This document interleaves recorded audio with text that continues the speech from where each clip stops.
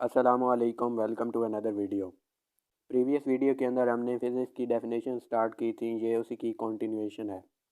सबसे पहली डेफिनेशन है हमारे पास simple harmonic motion, a form of periodic motion in which the acceleration is always directed towards mean position and acceleration is directly proportional to displacement from mean position. इसको हम simple pendulum के example से समझते हैं। तो ये है हमारे पास सिंपल पेंडुलम, ये इसकी मीन पोजीशन है, ये एक्सट्रीम और ये भी एक्सट्रीम पोजीशन। तो पहला पॉइंट ये है कि ये पीरियोडिक मोशन है, यानी ये ख़ुद को रिपीट करती है। अगर ये बॉडी एक्सट्रीम से शुरू हो तो ये मीन पे आएगा, फिर एक्सट्रीम पे, दोबारा मीन पे और दोबारा एक्सट्रीम पे। इसको हम टू एंड फ्रो मोशन भी कहते हैं। इसके अंदर जो एक्सेलेरेशन है वो हमेशा मीन पोजीशन की तरफ डायरेक्टेड होता है, यानी बॉडी यहाँ पे जाएगी फिर मीन पोजीशन की तरफ आएगी। इसी तरह इस तरफ एक्सट्रीम पोजीशन पे जाए तो फिर मीन पोजीशन, यानी जो एक्सेलरेशन है वो हमेशा मीन पोजीशन की तरफ डायरेक्टेड है। इसके अलावा जो एक्सेलरेशन है वो डिस्प्लेसमेंट के डायरेक्टली रिलेटेड है, यानी जितना यहाँ से बॉडी दूर जाएगा उसकी एक्सेलरेशन उतनी ज़्यादा होगी। यानी हम बॉडी को जितना दूर ले जाएंगे उतना तेज़ी से वो पीछे आएगा।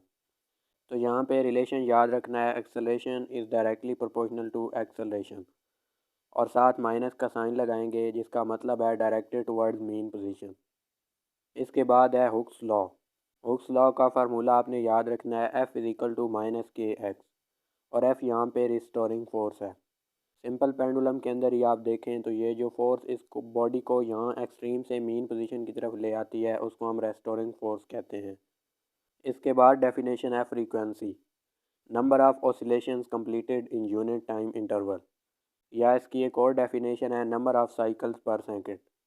अगर ये बॉडी मीन पोजीशन से स्टार्ट हो, एक्सट्रीम पोजीशन पे जाए, फिर मीन पोजीशन पे आए, फिर इस एक्सट्रीम पोजीशन पे जाए और एंड पे दोबारा मीन पोजीशन पे आ जाए, तो ये टोटल उसका एक साइकिल है। तो नंबर ऑफ साइकिल्स पर सेकंड को हम फ्रीक्वेंसी कहते हैं, यानी एक सेकंड के अंदर उसने कितने साइकिल्स कंप्लीट किए। इसका फार्मूला होता है F is equal to 1/T। इसके बाद है time period, time taken by a body to complete one cycle. उसी तरह एक साइकिल को कंप्लीट करने के लिए टोटल जो टाइम रिक्वायर्ड है उसको टाइम पीरियड कहते हैं। इसका फार्मूला है T is equal to 1/F, और F यहाँ पे फ्रीक्वेंसी है। टाइम का यूनिट होता है सेकंड।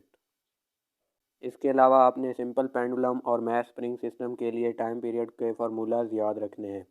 सिंपल पेंडुलम के लिए होता है T is equal to 2 pi square root of L/G।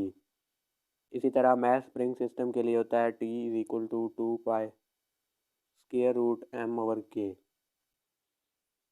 इसके बाद चैप्टर है हीट एंड थर्मोडाइनामिक्स। पहली डेफिनेशन है heat capacity, the heat required to change something's temperature by 1 kelvin. किसी भी चीज़ का टेम्परेचर 1 केल्विन इंक्रीज करने के लिए जो हीट रिक्वायर होती है उसको हीट कैपेसिटी कहते हैं। इसका यूनिट है जूल पर केल्विन। इसके बाद हमारे पास तीन कॉन्सेप्ट होते हैं, कंडक्शन, कन्वेक्शन और radiation. Transfer of heat energy in solid is called conduction, और ये एक मॉलिक्यूल से दूसरे मॉलिक्यूल में काइनेटिक एनर्जी के ट्रांसफ़र की वजह से होती है। इसी तरह transfer of heat energy in liquid and gases, ये हमारे पास होता है कन्वेक्शन। और रेडिएशन होता है transfer of heat energy in electromagnetic waves without any medium. Number third पे हमारे पास चैप्टर है वेव्स। इसमें पहले हम वेव की डेफिनेशन देखते हैं, a disturbance in the medium that transfers mass, energy और both from one point to another. Waves की दो मेन टाइप्स होती हैं, मैकेनिकल वेव्स और electromagnetic waves. Waves which require medium for propagation are called mechanical waves. ऐसी waves जिनको एक जगह से दूसरी जगह ट्रैवल करने के लिए मीडियम रिक्वायर होता है, फॉर एग्जांपल साउंड वेव्स और वाटर वेव्स। अगर मीडियम एयर ना हो तो हमारी साउंड एक जगह से दूसरी जगह ट्रैवल नहीं कर सकती। तो ये मैकेनिकल वेव्स की एग्जांपल है। इलेक्ट्रोमैग्नेटिक वेव्स वो होती हैं जिनको एक जगह से दूसरी जगह ट्रैवल करने के लिए मीडियम की ज़रूरत नहीं होती। इनमें microwaves, ultraviolet rays, visible light, infrared, x rays और गैमा रेज वगैरह शामिल हैं। इनको कोई भी मीडियम रिक्वायर नहीं होता, ये वैक्यूम के अंदर भी ट्रैवल कर सकती हैं। इसके बाद आपने वेव इक्वेशन याद रखनी है, V is equal to f lambda. यहाँ पे V स्पीड ऑफ वेव है, F फ्रीक्वेंसी है और लैम्डा इसकी वेव लेंथ है। अब इनमें से आपको कोई एक चीज़ दी गई हो तो आप बाकी चीज़ें फाइंड कर सकते हैं। चैप्टर नंबर 4 है इलेक्ट्रिसिटी। इसके अंदर सबसे पहले हैं कंडक्टर और insulator. A medium that allows heat और charge to flow through it is called conductor, for example copper, silver, gold, etc.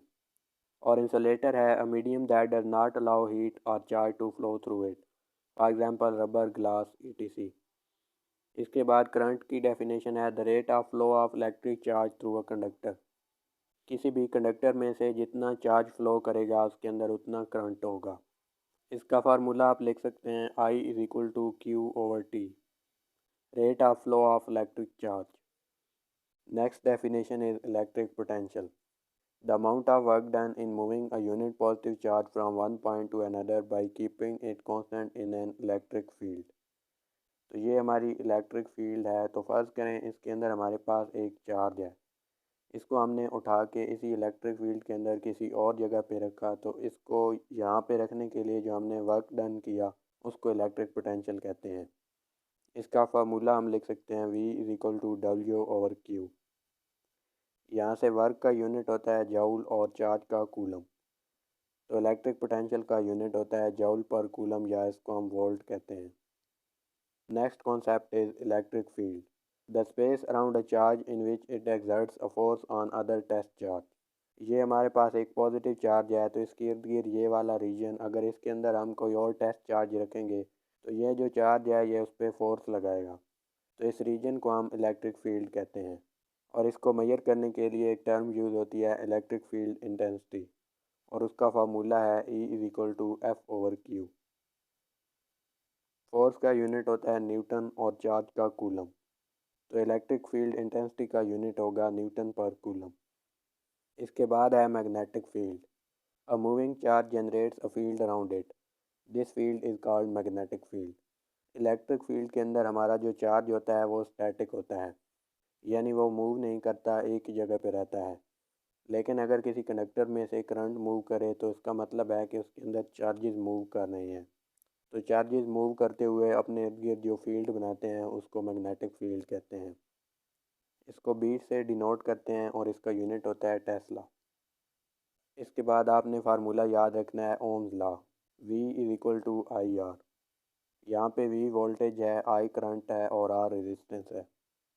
Resistance की डेफिनेशन है the measure of opposition to current flow. Ohm's law से हम इसका formula लिख सकते हैं R is equal to V over I। इसका unit होता है ओम और इसको डिनोट करते हैं इस सिंबल से। इसके बाद है transformer, a device which can change the voltage of AC current. Transformer AC voltage को कम या ज़्यादा कर सकता है। इसकी दो टाइप्स होती हैं, स्टेप अप ट्रांसफार्मर और step down transformer.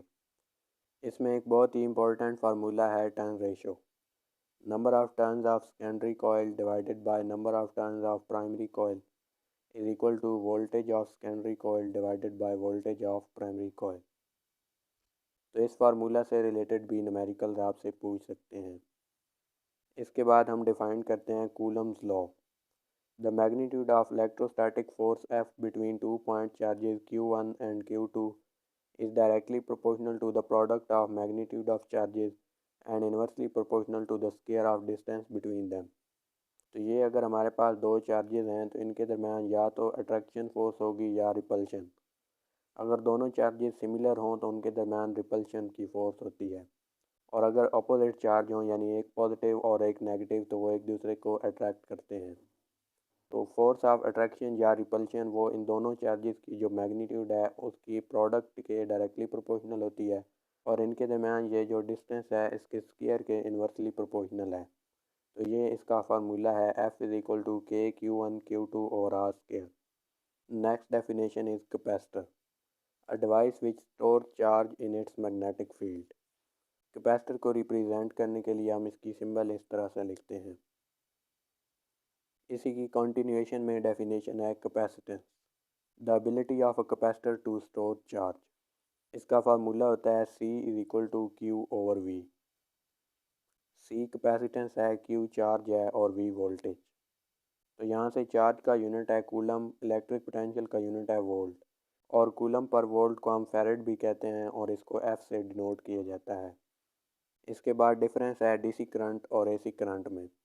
The current which is unidirectional that is it does not changes it's polarity.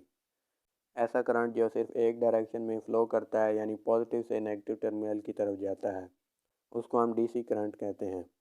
इसकी एग्जांपल्स हैं बैटरी और सेल से जो हम करंट लेते हैं वो डीसी करंट होता है। और एसी करंट के अंदर है the current which changes polarity after equal intervals of time. AC current time के साथ अपनी पोलैरिटी यानी डायरेक्शन चेंज करता रहता है, कभी एक टर्मिनल पॉजिटिव होता है और कभी नेगेटिव। हमारे घरों की वायरिंग के अंदर जो करंट यूज़ होता है वो भी एसी करंट होता है। इसके बाद चैप्टर नंबर 5 है एटॉमिक एंड न्यूक्लियर फिजिक्स। पहली डेफिनेशन है radio active elements. The spontaneous emission of radiation by unstable nuclei is called natural radioactivity and the elements which emit such radiations are called radioactive elements। तो जैसा कि आप जानते हैं periodic table के अंदर अब तक 118 एलिमेंट्स डिस्कवर हो चुके हैं। तो ऐसे एलिमेंट्स जिनका एटॉमिक नंबर 82 से ज़्यादा हो वो मोस्टली अनस्टेबल होते हैं, यानी वो टूटते रहते हैं और उनसे रेडिएशन एमिट होती हैं। इस प्रोसेस को रेडियो एक्टिविटी कहते हैं और इन एलिमेंट्स को रेडियो एक्टिव एलिमेंट्स कहते हैं। जो रेडिएशन एमिट होती हैं वो हैं अल्फ़ा रेज, बीटा और गैमा रेज। लास्ट पे हमारे पास एक और डेफिनेशन है half life. The time during which half of the unstable radioactive nuclei disintegrate is called the half-life of the sample of radioactive element। तो रेडियोएक्टिव एलिमेंट टूटते हैं और उनसे रेडिएशन एमिट होती हैं।